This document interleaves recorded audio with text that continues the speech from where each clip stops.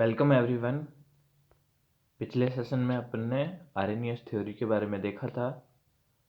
Acid और base को define करने के लिए उन्होंने हाइड्रोलाइसिस करवाया। एसिड को जब वाटर के अंदर डिजोल्व करते हैं, वाटर के अंदर उन्होंने एक्वा सॉल्यूशन बनाया तो H+ आयन देते हैं वो तो एसिड्स, और OH- आयन देते हैं वो बेस होते हैं। आगे देखते हैं ब्रांस्टेड-लॉरी का कॉन्सेप्ट क्या है। Concept of acid and base. This definition of acid and base was given by Danish chemist Jonas N. Bronsted 1874-1936 and British chemist Thomas M. Lowry 1874 to 1936। According to Bronsted Lowry, तो यहाँ पर दो scientist है, ब्रांस्टेड and lorry. इन्होंने ये concept दिया था, ठीक है। एक थे डेनिस और एक थे ब्रिटिश। उन्होंने क्या बताया, acids are proton donors and base are proton acceptor. जो एसिडिक सब्सटेंस होंगे वो प्रोटॉन डोनेट करेंगे और जो बेस होंगे वो प्रोटॉन एक्सेप्ट करेंगे। प्रोटॉन का मतलब क्या हुआ, H+। हाइड्रोजन, हाइड्रोजन के अंदर जब इलेक्ट्रॉन नहीं रहेगा तो उसको प्रोटॉन ही बोलेंगे। उसके अंदर एक ही प्रोटॉन रहता है उसकी न्यूक्लियस के अंदर। H+ आयन प्रोटॉन कहलाता है। Here they gave concept of conjugate acid and conjugate base. यहाँ पर उन्होंने कंजुगेट एसिड और बेस का कॉन्सेप्ट दिया था। क्या करा उन्होंने, एसिड के अंदर एक प्रोटॉन है, ये बेस है। ये प्रोटॉन एसिड किसको देगा, बेस को देगा। तो यहाँ पर जो बेस बनेगा, अब बेस के पास में जब प्रोटॉन चले जाएगा तो ये बेस कन्वर्ट हो जाएगा कंजुगेट एसिड के अंदर, ठीक है। यहाँ पर जिसने डोनेट किया वो तो क्या कहलाया, एसिड, और जिसने एक्सेप्ट किया वो क्या कहलाया, बेस। और इनसे प्रोटॉन हटने के बाद जो बनता है वो कंजुगेट बेस कहलाएगा, क्योंकि इसके पास प्रोटॉन नहीं है। और जब कंजुगेट एक एक्सेप्ट करने के बाद जो सब्सटेंस बनेगा वो कंजुगेट एसिड कहलाएगा, क्योंकि इसके पास प्रोटॉन मौजूद है, ठीक। तो ये है कंजुगेट एसिड और बेस का कॉन्सेप्ट। इसको ध्यान में रखना, एक बार फिर से रिवाइज करना इसको। तो जो Ha और A- है is called acid conjugate base pair. Ha क्या है, एसिड, एंड A- क्या है, कंजुगेट बेस, क्योंकि इसके पास प्रोटॉन नहीं है। जब प्रोटॉन नहीं है तो वो कंजुगेट बेस बन जाता है। And B Hb+। H यहाँ पर प्रोटॉन के लिए दिखाया गया है, H है प्रोटॉन, B मतलब बेस, ठीक है। तो B क्या है, बेस, और Hb+ है कंजुगेट एसिड। तो ये पेयर बन जाते हैं। जैसे water plus NH3, NH4+ OH-। ये water is a proton donor. Water क्या करा, प्रोटॉन को डोनेट करेगा, सो it is acid. It gives proton and changes into corresponding base OH- called conjugate base, okay. तो ये क्या करा, इसने एक प्रोटॉन अमोनिया को दे दिया NH3 को, और ये इसको क्या बना दिया NH4+। तो यहाँ क्या रहेगा, OH-। तो ये कंजुगेट बेस बन गया। अमोनिया इज प्रोटॉन एक्सेप्टर, इसने प्रोटॉन को एक्सेप्ट कर लिया तो ये क्या कहलाया, बेस कहलाया। और जब इसने प्रोटॉन को एक्सेप्ट किया तो उसके ऊपर प्लस चार्ज आ गया, तो ये कंजुगेट एसिड कहलाता है, ठीक है। So it is base and accept proton and change into ammonium ion which is called conjugate acid. और ये जो पेयर बना NH4+ और NH3 का, पहले अमोनिया NH3 था वो बेस था, क्योंकि ये क्या करेगा, वाटर से एक प्रोटॉन एक्सेप्ट करेगा, और जो प्रोटॉन एक्सेप्टर है तो ब्रॉन्स्टेड लोरी के अनुसार वो बेस है, ठीक है। और जब उसने एक प्रोटॉन एक्सेप्ट किया तो वो हो गया कंजुगेट एसिड और पहले था बेस। बेस कन्वर्ट होगा कंजुगेट एसिड के अंदर और एसिड कन्वर्ट होगा कंजुगेट बेस के अंदर। And H2OH minus are called conjugate acid base pair. These are formed due to presence of proton और H plus ion only. Proton की presence के कारण ये हुआ। तो जो आरेनियस की थ्योरी थी और ये ब्रांस्टेड-लोरी की थ्योरी है, दोनों के अंदर मेन रोल प्रोटॉन का है। ठीक, हाइड्रोक्लोरिक एसिड और H2O इन दोनों का करवाएंगे तो इससे प्रोटॉन अलग होगा, तो ये प्रोटॉन डोनेट कर रहा है तो HCl क्या है, एसिड है और ये बेस है। जब ये प्रोटॉन को एक्सेप्ट करेगा तो कंजुगेट एसिड में कन्वर्ट हो जाएगा और ये बेस के अंदर कन्वर्ट हो जाएगा। ठीक है, these theories do not explain anything about, लेकिन aprotic acid and base like CO2, SO2, BF3 etcetera, तो ये कार्बोनिक एसिड, सल्फोनिक एसिड, इन सब के लिए ये थ्योरी लागू नहीं होती।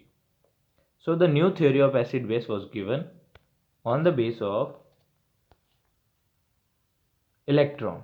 ठीक है, तो इलेक्ट्रॉन पे बेस्ड न्यू थ्योरी दी गई है। वो क्या है, जो लुईस ने दी थी। Lewis concept of acid and base 1923 के अंदर लुईस ने ये थ्योरी दी थी। इसके अकॉर्डिंग क्या है sorry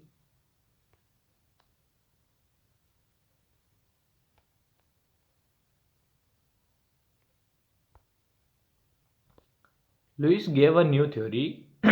According to it, acid are substances which accept electron pair and base are substances that donate electron pair.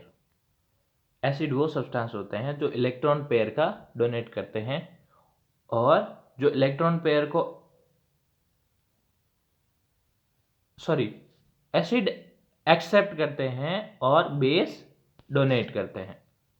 यहाँ पे डोनेशन का काम बेस ने संभाला है। अभी तक प्रोटॉन का डोनेशन कौन कर रहा था, एसिड, लेकिन यहाँ पर लुईस के कॉन्सेप्ट में डोनेशन, इलेक्ट्रॉन पेयर का डोनेशन बेस कर रहा है, बेसिक सब्सटेंसेस कर रहे हैं और जो एक्सेप्ट कर रहा है वो होता है acid.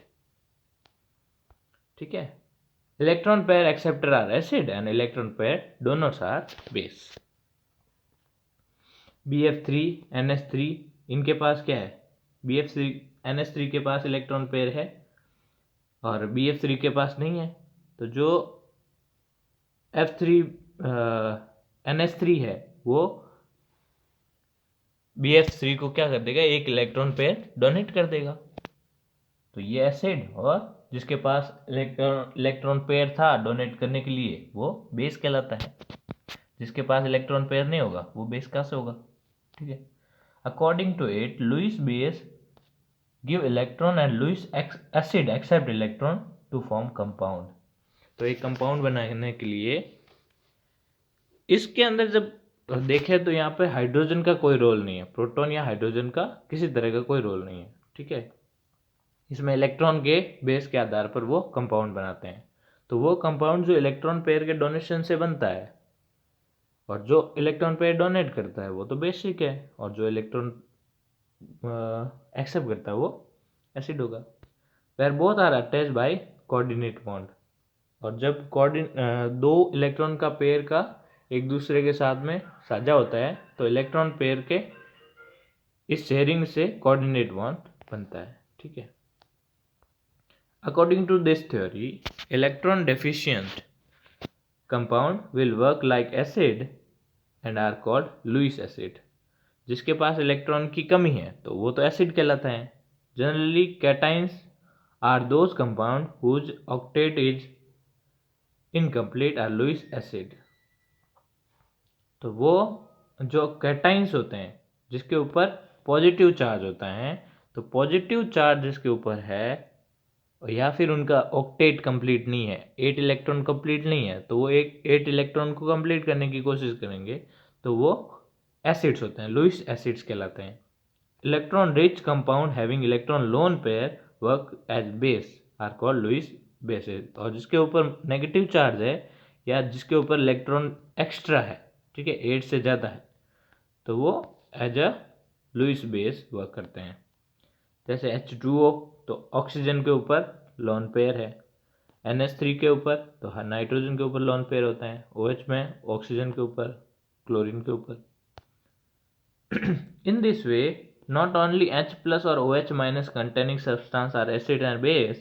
According to these theories, acidic and basic properties of compound without hydrogen can also be explained. तो यहाँ पर केवल हाइड्रोजन और हाइड्रोक्सिल आयन की जरूरत नहीं पड़ती, उसके अलावा भी कई सब्सटेंस है जो एसिडिक और बेसिक सब्सटेंसेस हैं। ठीक है, तो उनकी प्रॉपर्टी हाइड्रोजन और हाइड्रोक्सिल आयन तय नहीं करते। ठीक है,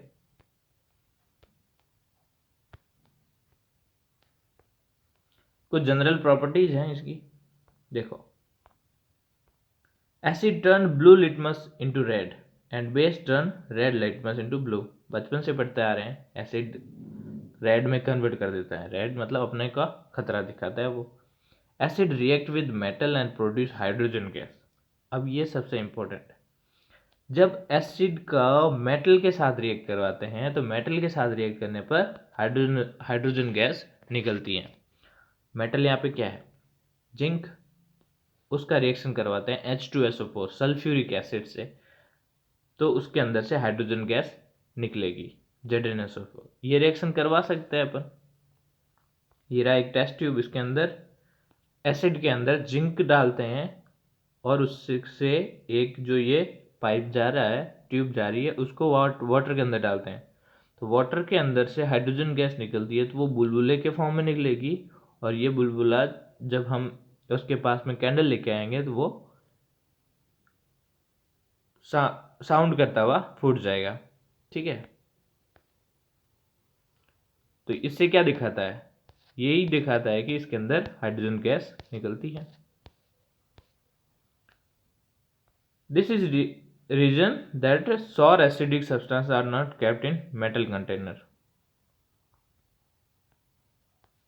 तो मेटल के अंदर एसिड आसानी से मेटल के साथ में रिएक्ट कर जाता है, तो इसलिए एसिड को मेटल के अंदर नहीं रखा जाता है। Zinc metal react with base sodium hydroxide and form salt and hydrogen gas. जब बेस को भी जिंक मेटल के साथ रिएक्ट कराते हैं तो वो एक कंपाउंड बनाता है, सॉल्ट बनाता है सोडियम का, सोडियम जिंकेट, और हाइड्रोजन गैस इसमें भी निकलती है। But not all metal on reaction with base gives H2 gas. लेकिन सभी बेस एसिड के लिए तो ये पक्का है कि मेटल के साथ रिएक्शन करवाएगा तो हाइड्रोजन गैस रिलीज करेगा, लेकिन हर एक बेस इसके साथ में रिएक्ट करके ये जो गैस है, हाइड्रोजन गैस है, वो नहीं निकालेगा। ठीक है, थर्ड प्रॉपर्टी क्या है इसकी, acid react with metal oxide two gives salt and water. Metal oxide की बात हो रही है यहाँ पे। उससे पहले मेटल के साथ रिएक्ट करके क्या बना था, हाइड्रोजन, और मेटल ऑक्साइड से रिएक्ट करेगा तो सॉल्ट और वाटर बनाएगा। जैसे कॉपर ऑक्साइड, तो ये मेटल ऑक्साइड हो गया, यहाँ पर कॉपर है मेटल और ऑक्सीजन इसका ऑक्साइड हो गया। इसका रिएक्शन एसिड के साथ करवाएंगे जो कि हाइड्रोक्लोरिक एसिड है, तो उससे सॉल्ट बनेगा कॉपर क्लोराइड और वाटर। वाटर का फॉर्मूला H2O था ये। Metal oxide react with acid and form salt and water. These salts are basic in nature. तो इससे बनने वाले जो सॉल्ट होंगे वो अल्कलाइन होंगे, बेसिक होंगे। Non metallic oxide react with base to form salt and water. Metal के साथ में एसिड, मेटल ऑक्साइड के साथ में एसिड रिएक्ट करके सॉल्ट और वाटर बनाता है, और नॉन मेटलिक ऑक्साइड के साथ में बेस रिएक्ट करके सॉल्ट और वाटर बनाते हैं। और इनसे बनने वाला जो बेस होगा, सॉल्ट होगा, वो एसिडिक होगा नेचर। तो हमेशा ये प्रॉपर्टी ध्यान रखना कि मेटलिक ऑक्साइड से जो कंपाउंड बन रहा है, सॉल्ट बन रहा है, वो एसिडिक होगा या बेसिक। तो एसिड के साथ रिएक्ट करके बेसिक सॉल्ट बनेगा, और बेस के साथ रिएक्ट करके ये एसिडिक सॉल्ट बनेगा। ठीक है, नॉन मेटल ऑक्साइड के साथ में कार्बन डाइऑक्साइड क्या है, नॉन मेटल ऑक्साइड है। कार्बन यहाँ पे नॉन मेटल है और ऑक्सीजन ऑक्साइड का काम करेगा। इसका रिएक्शन बेस से करवाएंगे कैल्शियम हाइड्रोक्साइड, तो जो कैल्शियम कार्बोनेट बन रहा है वो एसिडिक सॉल्ट होगा और वाटर। लेकिन जब हमने कॉपर ऑक्साइड का रिएक्ट करवाया था हाइड्रोक्लोरिक एसिड से, तो ये जो एसिड से बनने वाला कॉपर क्लोराइड है वो कॉपर क्लोराइड बेस होगा, बेसिक नेचर का होगा। फिर aqua solution of all acid and base are conductors of electricity. सभी एसिड और बेस का जो एक्वा सॉल्यूशन होता है उसके अंदर से इलेक्ट्रिसिटी कंडक्ट हो सकती है आसानी से, क्योंकि वो आयोनिक फॉर्म में होता है, तो आसानी से चार्ज फॉर्म में होने की वजह से वो इलेक्ट्रिसिटी को कंडक्ट कर सकता है। These are use as electrolytes, तो इसलिए इनका यूज एज ए इलेक्ट्रोलाइट किया जाता है। All acid react with base and lose that property and become neutral. जब एसिड को बेस के साथ में रिएक्ट करते हैं तो उनकी प्रॉपर्टीज नल हो जाती है, न्यूट्रलाइज हो जाती हैं। This reaction is called neutralisation. ठीक है, एसिड प्लस बेस रिएक्ट और सॉल्ट और वाटर बनाते हैं। जैसे हाइड्रोक्लोरिक एसिड है स्ट्रॉन्ग एसिड, और सोडियम हाइड्रोक्साइड कास्टिक सोडा जिसको बोलते हैं, सोडियम हाइड्रोक्साइड को रिएक्ट करके सोडियम क्लोराइड और वाटर बनाता है, सॉल्ट और वाटर बनाता है। अब इसके क्या क्या यूजेज हैं? There are so many usages of acid base and salt in our daily life. Sulphuric acid, hydrochloric acid, nitric acid are also called mineral acid. इनको मिनरल, नॉर्मली एसिड को मिनरल और ऑर्गेनिक एसिड में डाल सकते हैं अपन। Organic acid वो होते हैं जो फ्रूट्स के अंदर मिलते हैं हमको। Acid found in natural form in plant and animal are called carbonic organic acid. जैसे कि सिट्रिक एसिड हो गया जो कि नींबू में मिलता है, टार्टरिक एसिड ऑरेंज के अंदर, एसिटिक एसिड विनेगर के अंदर, लैक्टिक एसिड मिल्क के अंदर। तो ये सब कौन से एसिड हो गए? Organic acid. Mineral acid are use in various industry like medicine, paint, fertiliser etcetera. तो जो मिनरल एसिड हैं बहुत ही heavy acid, sulphuric acid, hydrochloric HNO3, तो ये सभी मेडिसिन के अंदर और जो पेंटिंग वाला काम होता है उसके अंदर केमिकल्स बनाने में, और फर्टिलाइजर्स बनाने में। फर्टिलाइजर यूज होता है फार्मर के खेत के अंदर, ठीक है, क्रॉप प्रोडक्शन में। Hydrochloric acid is use in different industries. इसको अलग अलग इंडस्ट्री में यूज किया जाता है। कहाँ कहाँ पर? In cleaning boiler from inside and in cleaning sink and sanitary specially.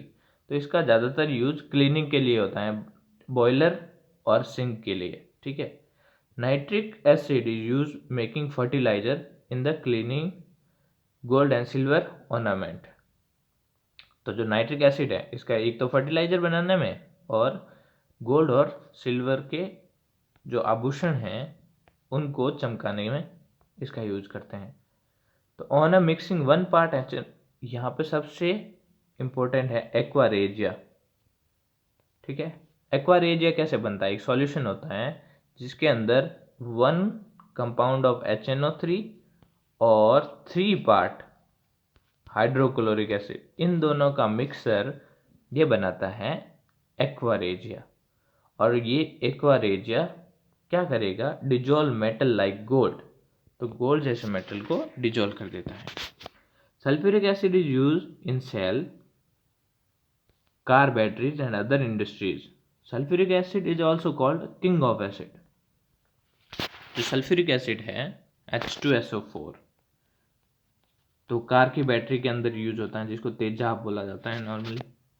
ठीक है, और ये इसको किंग ऑफ एसिड भी कहा जाता है। तो कौन सा एसिड किंग ऑफ एसिड कहलाता है? Sulphuric acid. Okay, industrial development rate of any country is measured by consumption of sulphuric acid in the different industries. किसी देश की इंडस्ट्रियल ग्रोथ को देखा जाता है, तो इंडस्ट्रियल ग्रोथ को इस बेस पे देखा जाता है कि उस कंट्री के अंदर सल्फ्यूरिक एसिड का प्रोडक्शन कितना हो रहा है। अगर कोई कंट्री सल्फ्यूरिक एसिड का प्रोडक्शन बहुत ज़्यादा कर रही है तो इसका मतलब उसका इंडस्ट्रियल ग्रोथ अच्छा है,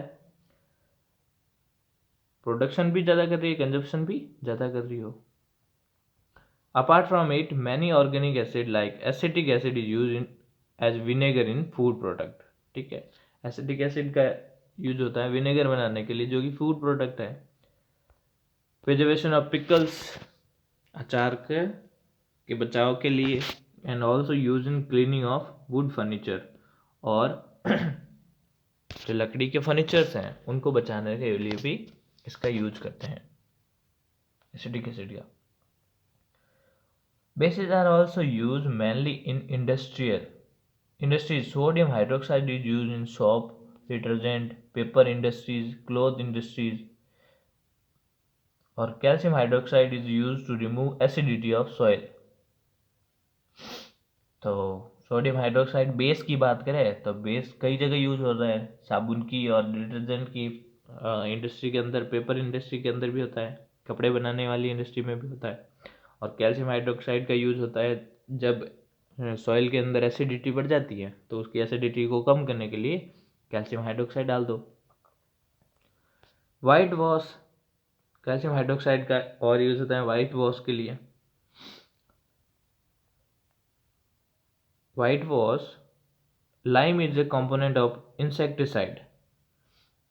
इसके अलावा कैल्शियम हाइड्रोक्साइड का यूज एज ए इंसेक्टिसाइड किया जाता है। छोटे छोटे से जीव जंतु होते हैं जो फसलों को खराब कर देते हैं, क्रॉप को, तो उनको मारने के लिए insecticide, as a insecticide calcium hydroxide का यूज करते हैं। मैग्नीशियम हाइड्रोक्साइड मोस्ट इंपॉर्टेंट, जिसको मिल्क ऑफ मैग्नीशिया बोलते हैं, is also called milk of magnesia.